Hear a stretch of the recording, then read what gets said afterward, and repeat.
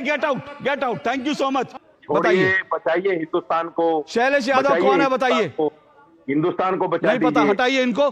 कोई वक्फ का इस्लाम नाम की कोई चीज नहीं थी इस दुनिया में, तब से कुंभ हो रहा है। दोस्तों, हिंदुओं की कोई गर्व की बात हो या हिंदुओं का कोई महापर्व हो, इन कट्टरवादी कीड़ों को अड़चन डालनी ही होती है, वो चाहे भाई कुंभ का मेला हो या राम मंदिर के निर्माण की बात हो। दोस्तों, इन कट्टरवादी और सेकुलर कीड़ों का इकोसिस्टम इस तरह से काम करता है। पहले तो ये टोपीधारी वक्त के नाम पर किसी भी जमीन पर अपना दावा ठोक देंगे और फिर सेकुलर पार्टियां उनके पक्ष में खड़ी हो जाएंगी। और जब भाई इनके जमीन जिहाद को खत्म करने के लिए वक्त बोर्ड के संशोधन की बात आती है तो ये भाई उसके विरोध में खड़े हो जाते हैं। लेकिन दोस्तों, अब वक्त बदल चुका है। वो समय गया जब इलेक्शन से पहले कांग्रेस सरकार मुस्लिम वोट पाने के लिए 123 प्राइम लोकेशन वाली प्रॉपर्टी इनके नाम करवा देती थी। लेकिन दोस्तों, अब सरकार बदल चुकी है और हिंदू भी जाग चुका है। अब जिहादी अब्दुल झुकेगा भी और ठुकेगा भी। और ऐसी ठुकाई आज की डिबेट में अशोक श्रीवास्तव कर रहे हैं इन जिहादियों की। अभी हाल ही में ममता बनर्जी ने जो बाकायदा वक्फ बोर्ड संशोधन, जो संविधान की किताबें लेकर घूमते हैं ना जो लोग, उन्होंने ऐसा किया कि विधानसभा के अंदर इसके ऊपर जो संशोधन कानून आ रहा है उसके खिलाफ एक प्रस्ताव पारित कर दिया। सोचिए, विधानसभा के अंदर, देश की संसद में जो कानून अभी बना नहीं है, जिस पर चर्चा चल रही है, उसके खिलाफ विधानसभा में प्रस्ताव पारित कर दिया कि यह आया तो गलत हो जाएगा।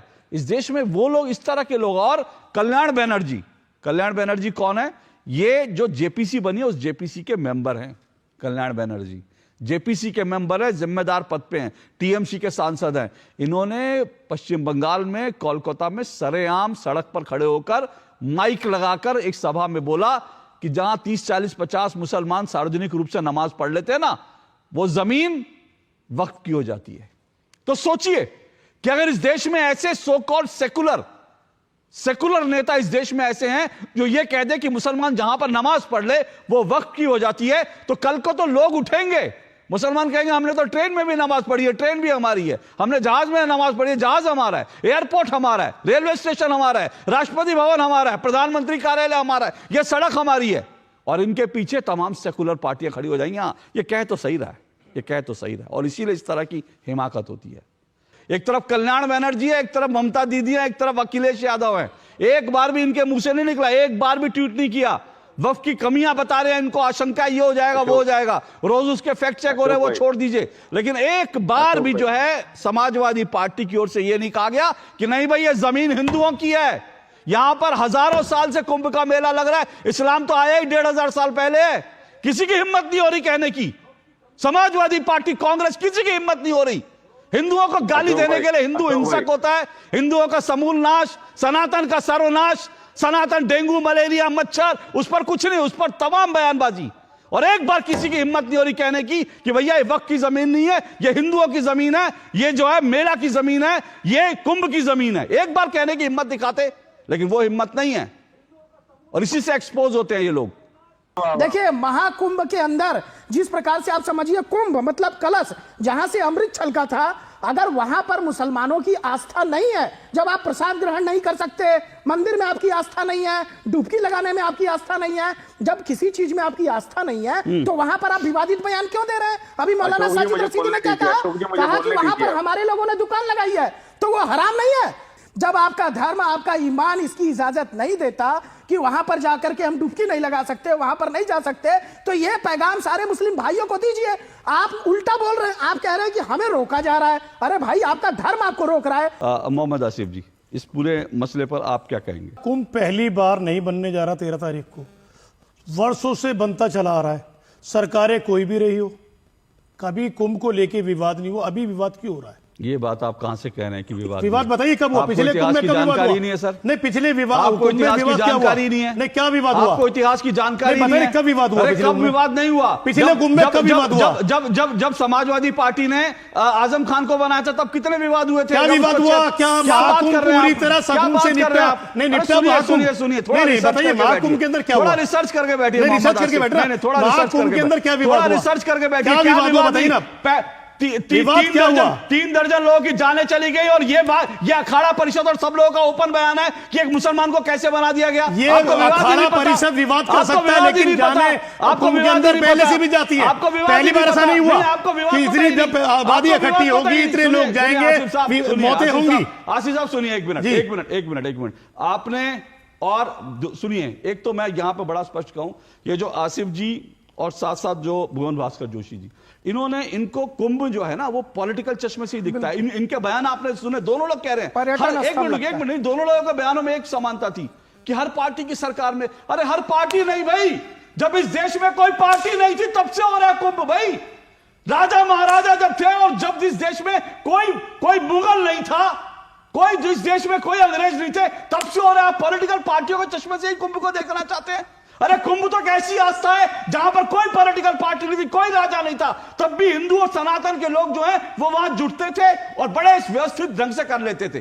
कोई वक्फ का इस्लाम नाम की कोई चीज नहीं थी इस दुनिया में, तब से कुंभ हो रहा है। अब जैसी पॉलिटिकल पार्टियां ही ये जो वक्फ के नाम पर कहीं भी उंगली रख के जमीन बता देते ना, आप लोग इनको शह देते हैं।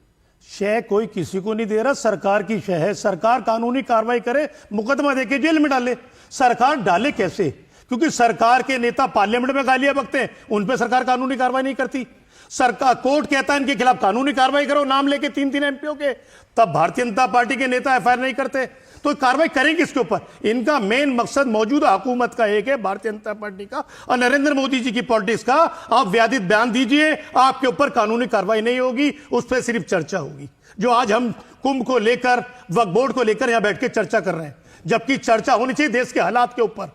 आज दिल्ली में चुनाव है, उसको लेकर क्या बात किस तरीके, लेकिन नहीं चर्चा हुई किस बात के ऊपर? जब कोर्ट ने कहा भारतीय जनता पार्टी के 3-3 एमपीओ को लेकर एफआईआर होनी चाहिए।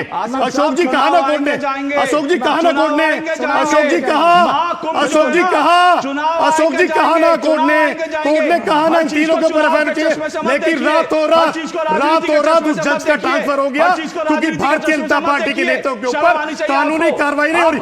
हमारी चाहिए हुकूमत को, आप जाइए, हुकूमत होता नहीं, हुकूमत को, अगर आपको इस चुनाव हुकूमत को हमारी चाहिए, जो हुकूमत को जब से आवाज दीजिए, जवाब दीजिए, चले इनको स्क्रीन शॉट आइए, इनको क्या दिक्कत, इनको चुनाव पे स्क्रीन शॉट आइए, इनको स्क्रीन शॉट आइए, स्क्रीन शॉट आइए, इनको चुनाव पे चर्चा करिए, चुनाव पे हमारी आस्था के साथ खेल रहे हैं। क्यों कानूनी इनको हटाइए स्क्रीन से, इनको चुनाव पे चर्चा करनी है ना, चुनाव पे चर्चा करूंगा, जब चुनाव पे चर्चा करूंगा तब बुलाऊंगा। आज इनको शुक्रिया कह रहा हूं, बहुत बहुत शुक्रिया इनको, क्योंकि वक्त पे नहीं बोलना, क्योंकि यही लोग हैं जो वक्त को ताकत देते हैं, यही लोग हैं जो वक्त की हर चीज पर, हर गलत चीज को ये देते हैं। और ये कह रहे आज चुनाव पे बात होनी चाहिए, इसीलिए get out. Thank you so much. मैं आपको ये पेपर दिखा रहा हूं,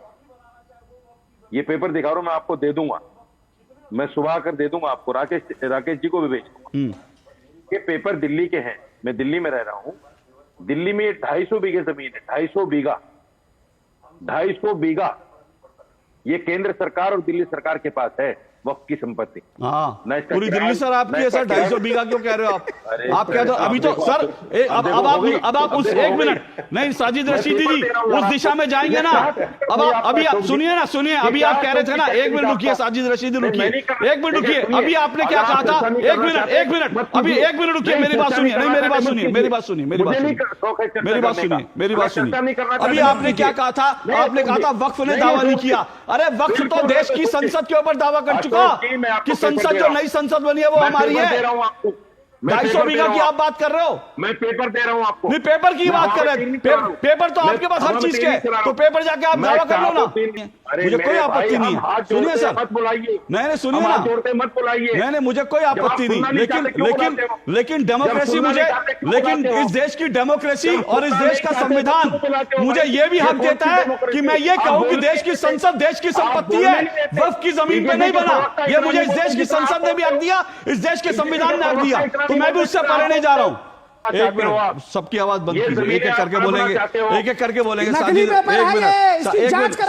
सौरभ रुकिए, अच्छा सुनिए, पर लगी हुई है, तमाम मीडिया इसी पर लगी हुई है, हिंदू मुसलमान।